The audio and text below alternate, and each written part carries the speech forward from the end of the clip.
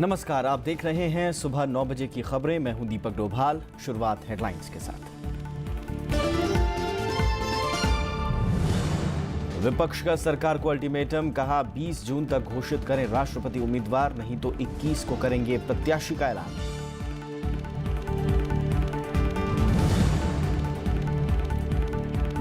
दार्जिलिंग हिंसा में एक नागरिक की मौत, 36 सुरक्षाकर्मी घायल, गोरखा जनमुक्ति मोर्चा का बातचीत से इनकार।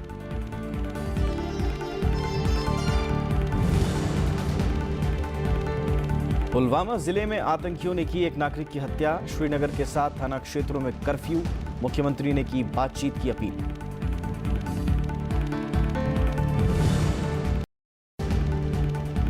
अमेरिकी सांसदों का पाकिस्तान पर आतंकवाद को शह देने का आरोप, सैन्य सहायता में कटौती करने की मांग, कहा अमेरिकी हथियार मिलने से आतंकवाद के खिलाफ लड़ाई और ज्यादा मुश्किल।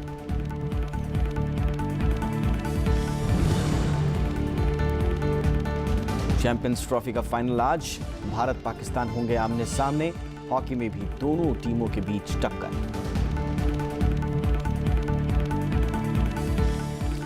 विपक्ष ने सरकार से मंगलवार तक राष्ट्रपति पद के उम्मीदवार का नाम बताने के लिए कहा है। अगर ऐसा नहीं हुआ तो बुधवार को विपक्षी दल मिलकर अपने उम्मीदवार के नाम की घोषणा कर सकते हैं। सीपीएम महासचिव सीताराम येचुरी ने कहा कि जो भी व्यक्ति राष्ट्रपति पद का उम्मीदवार हो, उसकी छवि सेक्युलर होनी चाहिए। राष्ट्रपति चुनाव के लिए आम सहमति बनाने की कोशिशों के बीच विपक्ष ने बीजेपी से उम्मीदवार के नाम का ऐलान करने को कहा है। सीपीएम महासचिव सीताराम येचुरी ने शनिवार को कहा कि अगर केंद्र सरकार ने 20 जून तक उम्मीदवार का नाम तय नहीं किया तो वो विपक्षी पार्टियों के नेताओं से अपील करेंगे कि अलग से अपने उम्मीदवार के नाम का ऐलान कर दें। हालांकि बाकी पार्टियों ने इस पर अपना रुख साफ नहीं किया है। उन्होंने शुरू किया ये पूरा सिलसिला, और शुरू किस लिए किया इसका कोई किसी को पता नहीं। शुरू होता है किसी नाम के ऊपर, और वो नाम नहीं था उनके पास। अगर पता नहीं, उनको भी पता है कि नहीं, ये नाम सिर्फ प्रधानमंत्री ही जानते हैं, तो अब ऐसी परिस्थिति में 20 तक इंतजार करेंगे, 21 को हम मिलकर हमारा घोषणा देंगे। उम्मीदवार को लेकर आम राय बनाने के लिए बीजेपी की एक समिति ने शुक्रवार को कांग्रेस और वाम दलों के शीर्ष नेताओं से मुलाकात की थी, लेकिन किसी उम्मीदवार का नाम नहीं लिए जाने पर विपक्ष ने इस कवायद पर सवाल उठाया था। इस बीच शनिवार को 2 और लोगों ने राष्ट्रपति चुनाव के लिए पर्चा भरा। हालांकि एक उम्मीदवार का नॉमिनेशन दस्तावेजों की कमी के चलते पूरा नहीं हो सका। पिछले 3 दिनों में 13 लोगों ने उम्मीदवार बनने के लिए पर्चा भरा है, जिनमें से 6 का फॉर्म चुनाव आयोग ने खारिज कर दिया। राष्ट्रपति पद के लिए 17 जुलाई को चुनाव होना है और नामांकन पर्चा दाखिल करने की आखिरी तारीख 28 जून है। उम्मीदवार अपना नाम 1 जुलाई तक वापस ले सकते हैं। Bureau report, Rajya Sabha TV. Darjeeling में गोरखा जनमुक्ति मोर्चा के अनिश्चितकालीन बंद ने हिंसक रूप अख्तियार कर लिया है। शनिवार को हुई हिंसक झड़प में एक नागरिक की मौत हो गई, जबकि 36 पुलिसकर्मी गंभीर रूप से जख्मी हो गए। इस बीच गृहमंत्री राजनाथ सिंह ने मुख्यमंत्री ममता बनर्जी से बात कर राज्य के ताज़ा हालात की जानकारी ली है। ममता बनर्जी ने शांति बहाली के लिए अतिरिक्त सुरक्षा बलों की मांग की है। इधर गोरखा जनमुक्ति मोर्चा ने राज्य सरकार से बातचीत से इनकार कर दिया है। दार्जिलिंग में अलग गोरखालैंड की मांग को लेकर जारी आंदोलन ने शनिवार को हिंसक रूप अख्तियार कर लिया। सुरक्षा बल और गोरखा जनमुक्ति मोर्चा के समर्थकों के बीच हिंसक संघर्ष में एक प्रदर्शनकारी की मौत हो गई। झड़प के दौरान 36 पुलिसकर्मी और दर्जनों बंद समर्थक भी घायल हुए। हिंसक भीड़ पर काबू पाने के लिए पुलिस को आंसू गैस के गोले छोड़ने पड़े। 36 लोग इंजर्ड हुआ है, जिसमें 20 लोग अभी भी एडमिट है। उन 20 लोगों में अभी तक 5 लोगों का गन शॉट इंजरी है, और डॉक्टर ने बताया कि 3 लोगों का बैंडेज है। बाकी 3 लोगों का बैंडेज खुलकर कल देखा जाएगा कि उनके क्या इंजरी, क्या उनकी गन शॉट इंजरी या क्या इंजरी है। 5 लोगों की गन शॉट इंजरी के अलावा पुलिस की 2 लोगों की खुखरी से इंजरी करी गई, शार्प कटिंग वेपन से इंजरी किया गया है, और बाकी लोग यहाँ पर एडमिटेड हैं। पुलिस ने कई सारे टीयर गैस सेल फायर करे हुए हैं और लाठीचार्ज करने की कोशिश करी गई है, और इसके अलावा हम लोगों ने अभी तक 7 लोगों को अरेस्ट किया हुआ है। हालांकि जनमुक्ति मोर्चा का दावा है कि उनके 2 कार्यकर्ताओं की मौत हो गई। बंगाल सरकारले एउटा गोली प्रहार गरेर हाम्रा 2 शहीदहरू, जुन हाम्रा भाइहरू शहीद भए, उहाँलाई सलाम गर्न चाहन्छु, एकदमै उहाँलाई स्लोट गर्न चाहन्छु। माटोको लागि, जातिको लागि, अस्मिताको लागि जुन प्रकारको एउटा ज्यान समर्पित गरे। इस बीच मुख्यमंत्री ममता बनर्जी ने उच्च स्तरीय बैठक कर हालात का जायजा लिया। उन्होंने हिंसा को साजिश बताया। ममता बनर्जी ने केंद्र सरकार को पत्र लिखकर अतिरिक्त सुरक्षा बलों की मांग की है। आंदोलन खत्म करने के लिए उन्होंने बातचीत की पेशकश भी की। पहाड़ का साथ में थे, पहाड़ का साथ में है, पूरा है। उसको मदद करने के लिए हमारा जो भी काम है हम जरूर करेंगे। हम चाहते हैं शांति वापस आए और बंद विद्रोह करें। कोर्ट का बात सुन के इंडिपेंडेंट बंद का नाम पे जो वैंडलिज्म चल रहा है, पॉलिटिकल पार्टी होगा तो पॉलिटिकल बात कर सकते हैं। गृह मंत्री राजनाथ सिंह ने भी राज्य के हालात पर चिंता जताई है। उन्होंने मुख्यमंत्री ममता बनर्जी से बात कर ताज़ा हालात की जानकारी ली। उन्होंने दार्जिलिंग में हालात को सामान्य करने के लिए और ज्यादा सुरक्षा बलों को भेजने का भरोसा दिया।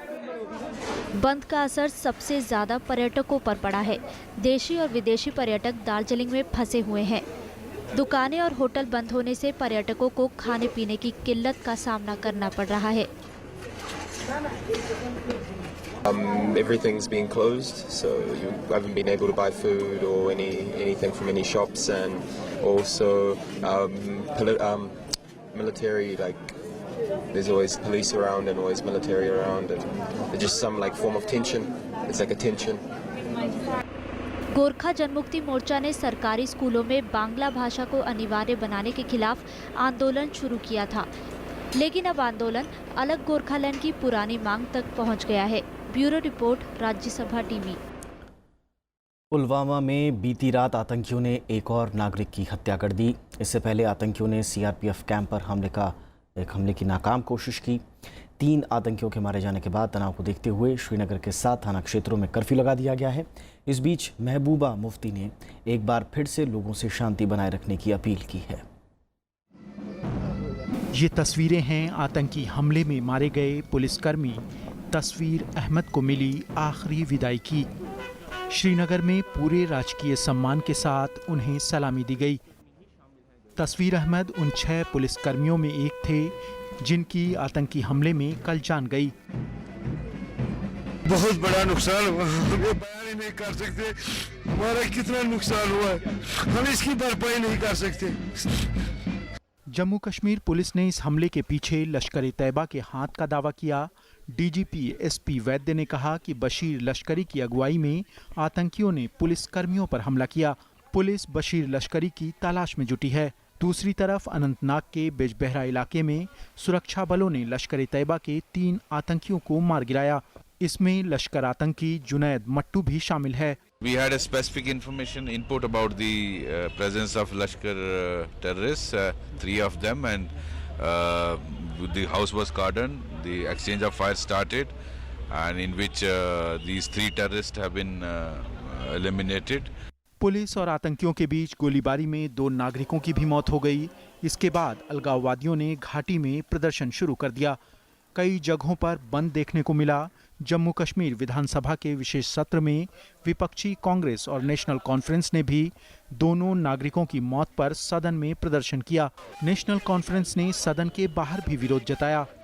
एक जंग छेड़ दी है इस सरकार ने यहाँ के लोगों के खिलाफ।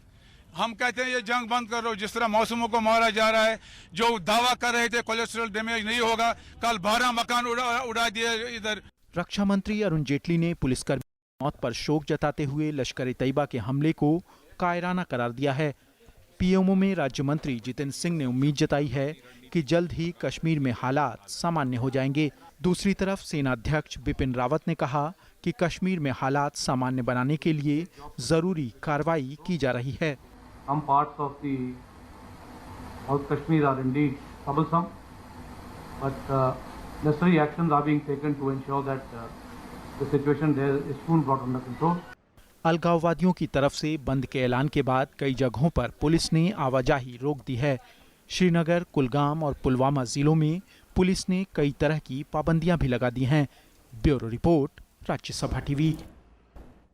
प्रधानमंत्री नरेंद्र मोदी आज रोजगार सृजन पर समीक्षा बैठक करने वाले हैं। इससे पहले कल श्रम मंत्री बंडारू दत्तात्रेय ने श्रम सुधारों को लेकर प्रतिबद्धता जताई। उन्होंने कहा कि इससे नौकरियां पैदा करने में मदद मिलेगी। उन्होंने इन आरोपों को खारिज किया कि एनडीए सरकार के दौरान विकास से रोजगार पैदा नहीं हुआ। श्रम मंत्री बंडारू दत्तात्रेय ने कहा है कि रोजगार सृजन सरकार की शीर्ष प्राथमिकता है। उन्होंने कहा कि प्रधानमंत्री रोजगार प्रोत्साहन योजना के तहत 6 लाख नौकरियां पैदा हुई हैं। हालांकि सरकार का लक्ष्य हर साल 50 लाख नौकरियां पैदा करने का है। Employment generation is in the top priority for the government.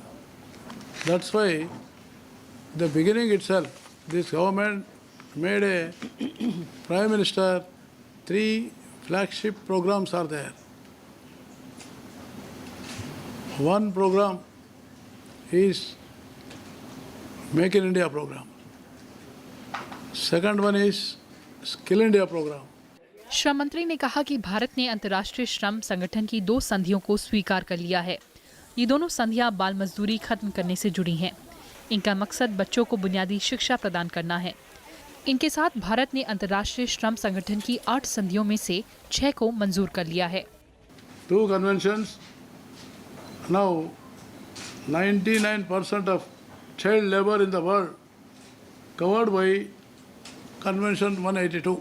साल 2015-16 में बेरोजगारी दर 5% थी। हालांकि साल 2013-14 में ये 4.9% थी। कृति मिश्रा, राज्यसभा टीवी। आज जीएसटी परिषद की 17वीं बैठक होनी है। वित्त मंत्री अरुण जेटली बैठक की अध्यक्षता करेंगे। आज होने वाली बैठक में जीएसटी से जुड़े फैसलों की पुष्टि और नियमों की समीक्षा की जाएगी। दूसरी तरफ उद्योग संगठन एसोचैम ने तैयारियां पूरी नहीं होने का हवाला देते हुए वस्तु और सेवा कर लागू करने की तारीख को आगे बढ़ाने की मांग की है। केंद्र सरकार देश भर में 1 जुलाई से वस्तु और सेवा कर लागू करने की तैयारी में है, लेकिन उद्योग संगठन एसोचैम ने जीएसटी लागू करने की तारीख आगे बढ़ाने की मांग की है। संगठन ने वित्त मंत्री को इस बारे में चिट्ठी लिखी है, जिसमें कहा गया कि नई कर प्रणाली के लिए रिटर्न मॉड्यूल और दूसरी तकनीकी तैयारियां अभी पूरी नहीं हुई हैं। एसोचैम के मुताबिक मौजूदा कर व्यवस्था से जुड़े बहुत से लोग अभी तक आईटी टूल्स और पंजीकरण प्रक्रिया से अनजान हैं और जीएसटी नेटवर्क से नहीं जुड़ पाए हैं। ऐसे में करदाताओं को परेशानियों का सामना करना पड़ेगा। इससे पहले बीते मंगलवार को केंद्र सरकार ने स्पष्ट किया था कि जीएसटी 1 जुलाई से ही लागू होगा। दूसरी तरफ जीएसटी परिषद की आज 17वीं बैठक होनी है। वित्त मंत्री अरुण जेटली की अध्यक्षता में होने वाली इस बैठक में सभी राज्यों के वित्त मंत्री शामिल होंगे। आज होने वाली बैठक में 16वीं बैठक में लिए गए फैसलों की पुष्टि और जीएसटी नियमों के प्रारूप का अनुमोदन किया जाएगा। चर्चा के दौरान जिन संबद्ध फॉर्मों का भी अनुमोदन किया जाएगा, उनमें अग्रिम व्यवस्था, अपील और समीक्षा, मूल्यांकन और लेखा परीक्षा, ई-वे बिल और मुनाफाखोरी अवरोधक शामिल हैं। Bureau report. एक छोटा सा ब्रेक लेते हैं, जल्द हाजिर होंगे।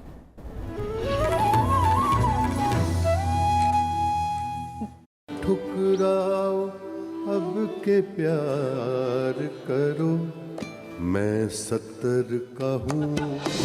18 days that he was in coma. All through those 18 days, doctors यही दिलासा देते रहे कि नहीं, any day, any time he may come out. और आखिर में नहीं हुआ। अभी भी तो मैं रो रहा हूँ उसके लिए। ऐसा आदमी नहीं मिलेगा। बल्ले बल्ले तेरी मेरी, ओ तेरी मेरी, ओ तेरी। He, in the true sense of the word, he is a real gem for India.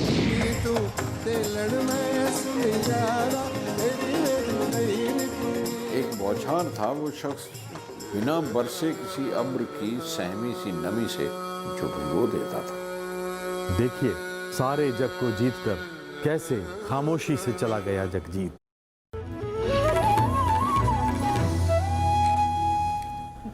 Kochi को मेट्रो की सौगात मिल गई है। प्रधानमंत्री ने कल इसका शुभारंभ किया। प्रधानमंत्री ने महिलाओं और ट्रांसजेंडरों को नौकरी देने को बेहतर शुरुआत बताया।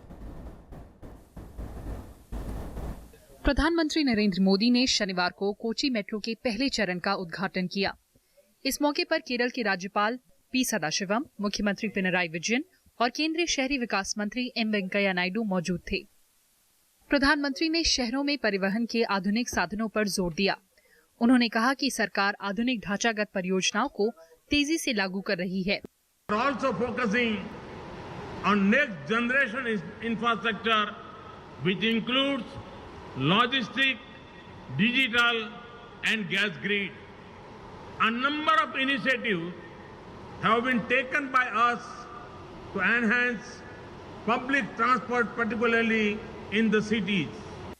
प्रधानमंत्री ने कोची मेट्रो में सफर भी किया। पहले चरण की लंबाई 13 किलोमीटर है। ये शहर के अलुवा और पलारीवट्टम के बीच चलेगी। इसमें कुल 11 स्टेशन हैं। इसका काम 4 साल पहले शुरू हुआ था। यात्रियों के लिए इसे 19 जून को खोला जाएगा। कोची मेट्रो की खास बात है कि इसमें 23 ट्रांसजेंडर भी कर्मचारी हैं। The Prime Minister believes in a Team India concept. Center and state, irrespective of political color, we must work together and must have only one agenda, that is development, development, development. വേഗത്തിൽ പൂർത്തിയാക്കിയ മറ്റൊരു metro ഇല്ല എന്ന് പറയുമ്പോൾ കേരളത്തിൽ ഏത് വികസന പ്രവർത്തനവും സമയബന്ധിതമായി പൂർത്തീകരിക്കാൻ ആവും എന്ന സന്ദേശമാണ് നാം ഇതിലൂടെ നൽകുന്നത്. इस मेट्रो में केंद्र और राज्य की आधी हिस्सेदारी है।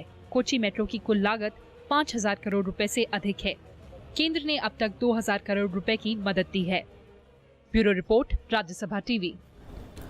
राष्ट्रपति प्रणब मुखर्जी ने शनिवार को बेंगलुरु मेट्रो की ग्रीन लाइन का उद्घाटन किया। शहरी आवास मंत्री एम वेंकैया नायडू भी इस मौके पर मौजूद थे। ये लाइन शहर के उत्तर में मौजूद नागासांद्रा को दक्षिणी हिस्से येलाचेनाहाली से जोड़ेगी। आम लोगों के लिए आज से 10.5 किलोमीटर लंबी इस लाइन को चालू कर दिया जाएगा। ग्रीन लाइन के शुरू होते ही अब नम्मा मेट्रो का काम पूरा हो गया है। इस परियोजना के तहत ग्रीन और पर्पल लाइन शामिल हैं। अप्रैल 2016 में पर्पल लाइन लोगों के लिए शुरू हुई थी। 11 साल पहले मनमोहन सिंह सरकार में 42 किलोमीटर लंबी मेट्रो परियोजना पर काम शुरू हुआ था। उपराष्ट्रपति मोहम्मद हामिद अंसारी ने केरल को संसाधनों का इस्तेमाल कर बेहतर आर्थिक प्रबंधन की बात कही है। उपराष्ट्रपति ने शिक्षा की गुणवत्ता से जुड़े कार्यक्रम में कही। वे दिल्ली के इंडिया इंटरनेशनल सेंटर में आयोजित इंस्टीट्यूट ऑफ सोशल साइंस के कार्यक्रम में बोल रहे थे। उपराष्ट्रपति मोहम्मद हामिद अंसारी ने शिक्षा को सामाजिक न्याय और लोकतंत्र के लिए बेहद अहम करार दिया। उपराष्ट्रपति ने कहा कि केरल ऐतिहासिक तौर पर शिक्षा के क्षेत्र में आदर्श रहा है। उन्होंने कहा कि शिक्षा को लेकर बेहतर नीतियों के चलते ही केरल देश का पहला साक्षर राज्य बना। मोहम्मद हामिद अंसारी ने कहा कि अब केरल को आर्थिक विकास को बढ़ावा देने की जरूरत है। In order to remain competitive and to employ its talented educational youth, Kerala too will have to focus on economic activities which make use of its unique strengths, an educated workforce, democratic institutions, and a favorable natural environment. उपराष्ट्रपति ने कहा कि शिक्षा के चलते केरल का सामाजिक सूचकांक भी बेहतर हुआ है। उन्होंने लिंग अनुपात, बैंकिंग, शिशु मृत्यु दर जैसे मामलों में केरल के प्रदर्शन की तारीफ की। उपराष्ट्रपति ने कहा कि सामाजिक मोर्चों पर केरल के प्रदर्शन के चलते इसे आदर्श राज्य के तौर पर देखा जाना चाहिए। Yet, education extends beyond the development of skills for livelihood. It creates the capacity to think and is an essential condition for political development, democracy, and social justice. उपराष्ट्रपति ने केरल की शिक्षा में योगदान देने वाले लोगों को भी याद किया। उन्होंने कहा कि आज़ादी के बाद शिक्षा के क्षेत्र में केरल ने कई अहम कदम उठाए। मोहम्मद हामिद अंसारी ने समावेशी शिक्षा पर एक अंतर्राष्ट्रीय सेमिनार में ये बातें कहीं। नौ विक्रम सिंह, राज्यसभा टीवी। कांग्रेस नेता ज्योतिरादित्य सिंधिया ने शनिवार को मंदसौर का दौरा किया। उन्होंने यहां किसान आंदोलन के दौरान पुलिस फायरिंग में मारे गए किसानों के परिजनों से मुलाकात की। इससे पहले वो अपना 72 घंटे का सत्याग्रह खत्म कर धार जिले के खलघाट पहुंचे थे। यहां उन्होंने कहा कि जब तक किसानों की समस्याएं दूर नहीं हो जाती, कांग्रेस मध्य प्रदेश सरकार की किसानों के खिलाफ दमनकारी नीति के खिलाफ लड़ाई जारी रखेगी। वहीं मध्य प्रदेश के धार में एक और किसान ने कर्ज से परेशान होकर आत्महत्या कर ली है। हालांकि धार के पुलिस अधीक्षक का कहना है कि जगदीश मोरी नाम के किसान ने पारिवारिक विवाद के चलते ये कदम उठाया। पुलिस मामले की जांच कर रही है। 8 जून से राज्य में 12 किसानों ने आत्महत्या कर ली हैं। ये घटनाएं सीहोर, होशंगाबाद, रायसेन और विदिशा से सामने आई हैं। मंदसौर में हुए किसान आंदोलन के मद्देनजर आम आदमी पार्टी ने दिल्ली में राष्ट्रीय किसान सभा का आयोजन किया। दिल्ली के मुख्यमंत्री अरविंद केजरीवाल ने किसानों के हालात पर चर्चा करने के लिए संसद का विशेष सत्र बुलाने पर जोर दिया। इस सभा में 20 राज्यों के किसान प्रतिनिधियों ने हिस्सा लिया। केजरीवाल ने किसानों के हितों के लिए स्वामीनाथन आयोग की सिफारिशों को लागू कराने पर जोर दिया। उन्होंने कहा कि राजनीतिक फायदों के लिए किसानों की बात करने वाली बीजेपी इस रिपोर्ट को लागू नहीं करना चाहती। अरविंद केजरीवाल ने मंदसौर में मारे गए किसानों को शहीद का दर्जा देने की मांग भी की। भारतीय जनता पार्टी स्वामीनाथन आयोग की रिपोर्ट लागू करेंगे ऐसा वादा करके, बार बार उन्होंने वादा किया, हर भाषण में उनके हर नेता ने वादा किया, ऐसा वादा करके वो सत्ता में आई और आज सत्ता में आने के बाद 2 साल 3 साल के बाद मुझे बताया गया, यहाँ तक कि शायद सुप्रीम कोर्ट में भी उन्होंने एफिडेविट दिया है कि हम स्वामीनाथन रिपोर्ट लागू नहीं करेंगे। वध के लिए जानवरों की खरीद बिक्री वाले केंद्र की अधिसूचना पर गोवा की एनडीए सरकार भी असहमत नजर आ रही है। इस कानून में बदलाव के लिए वो जल्द ही केंद्र को चिट्ठी लिखने वाली है। गोवा सरकार के मुताबिक इससे स्थानीय लोगों के भीतर नाराजगी है और उन्हें कि खान-पान की आदतों पर सरकार इस कानून के जरिए बदलाव लाने की कोशिश कर रही है। इस मामले में कृषि मंत्री विजय सारदेसाई मुख्यमंत्री मनोहर पर्रिकर से पहले ही बातचीत कर चुके हैं। गोवा बीजेपी शासित पहला ऐसा राज्य है जो इस अधिसूचना से आपत्ति जता रहा है।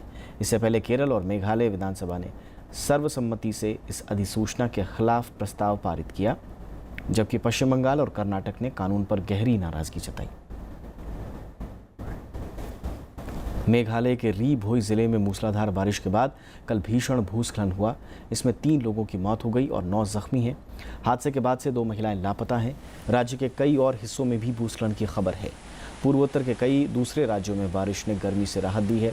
मौसम विभाग ने पूर्वोत्तर में दक्षिण पश्चिम मानसून शुरू होने की पुष्टि कर दी है।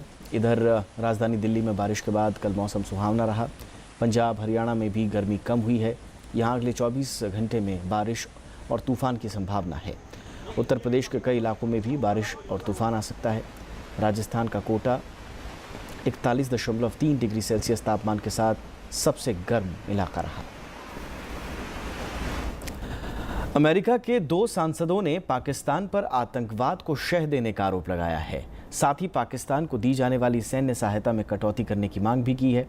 सांसदों का कहना है कि इस्लामाबाद के लिए अमेरिकी हथियारों को हासिल करना मुश्किल कर देना चाहिए। ये बातें कांग्रेस के समक्ष सुनवाई के दौरान सांसद डाना रेहराबाशेर और टेड पो ने कही। सांसदों ने कहा कि हम पाकिस्तान को हथियार मुहैया करा रहे हैं और वो हमारे ही हथियारों से हमारे ही नागरिकों की हत्याएं कर रहा है। सांसदों ने कहा कि पाकिस्तान को अमेरिकी हथियार मिलने से आतंकवाद के खिलाफ लड़ाई और ज़्यादा मुश्किल हो रही है। सांसद टेपो ने कहा कि पाकिस्तान आतंकवाद से लड़ाई के नाम पर अमेरिका से सहायता पाने का खेल खेल रहा है। सीरिया में अस्थायी तौर पर 48 घंटे के युद्ध विराम पर सहमति बन गई है। सीरियाई सरकार के मुताबिक युद्ध विराम के दौरान सुलह की कोशिशें की जाएंगी। अमेरिका समेत दुनिया के कई देशों ने युद्ध विराम का स्वागत किया है। इससे पहले बीते साल भी सीरिया शांति वार्ता के तहत संयुक्त राष्ट्र के अधिकारियों, बशर अल असद और विद्रोही गुटों के बीच कई बैठकें हुई थीं, लेकिन इन बैठकों में सीरिया संकट का कोई स्थायी हल नहीं निकल पाया। इस बीच रूस ने सीरिया में 180 IS आतंकियों को मार गिराने का दावा किया है। मध्य पुर्तगाल के जंगलों में लगी आग की चपेट में आने से शनिवार को 19 से ज़्यादा लोगों की मौत हो गई, जबकि 20 लोग घायल हैं। मरने वाले ज़्यादातर लोग जंगल के नज़दीकी रास्ते से गुजर रहे थे, जबकि 6 दमकल कर्मी भी मारे गए हैं। 2 लोग लापता बताए जा रहे हैं। आग पर काबू पाने की कोशिश जारी है। पिछले 10 सालों में पुर्तगाल के जंगलों की यह सबसे भयानक आग है। पुर्तगाल के राष्ट्रपति घटनास्थल के लिए रवाना हो गए हैं। भीषण गर्मी और तेज़ हवाओं के बीच पहाड़ों में लगी ये आग और भयानक होती जा रही है। लंदन के ओवल मैदान में आज भारत और पाकिस्तान चैंपियंस ट्रॉफी के फाइनल में आमने सामने होंगे। मौजूदा चैंपियन भारत ट्रॉफी बचाने के लिए मैदान में उतरेगा। 10 साल बाद पहली बार दोनों देश किसी बड़े टूर्नामेंट के फाइनल में खेलेंगे। इससे पहले 2007 के T20 विश्व कप में भारत ने पाकिस्तान को हराकर ट्रॉफी पर कब्जा किया था। दोपहर 3 बजे से होने वाले फाइनल के लिए दोनों टीमों ने कमर कस ली है।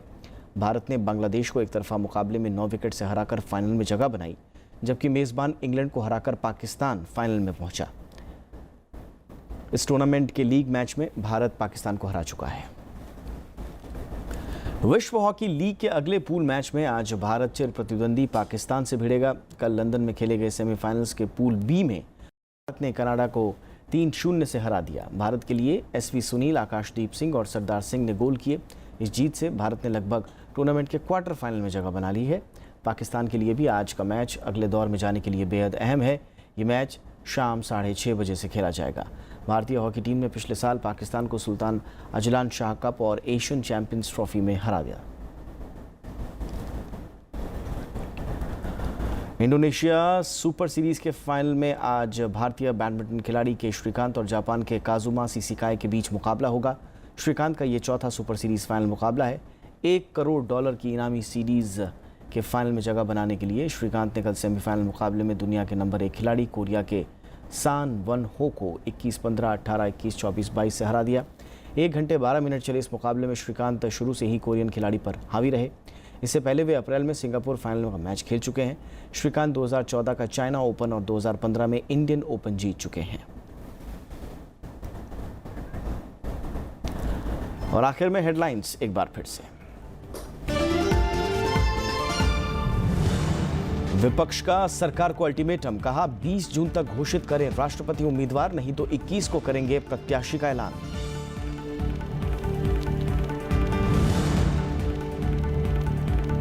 दार्जिलिंग हिंसा में एक नागरिक की मौत, 36 सुरक्षाकर्मी घायल, गोरखा जनमुक्ति मोर्चा का बातचीत से इनकार।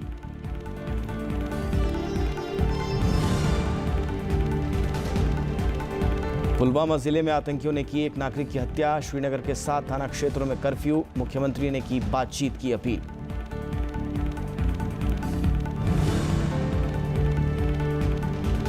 अमेरिकी सांसदों का पाकिस्तान पर आतंकवाद को शह देने का आरोप, सैन्य सहायता में कटौती करने की मांग, कहा अमेरिकी हथियार मिलने से आतंकवाद के खिलाफ लड़ाई और ज्यादा मुश्किल।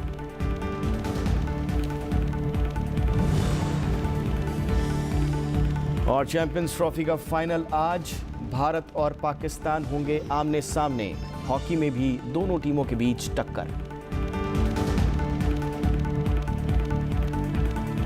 और आगे देखिए मैं भी भारत। नमस्कार।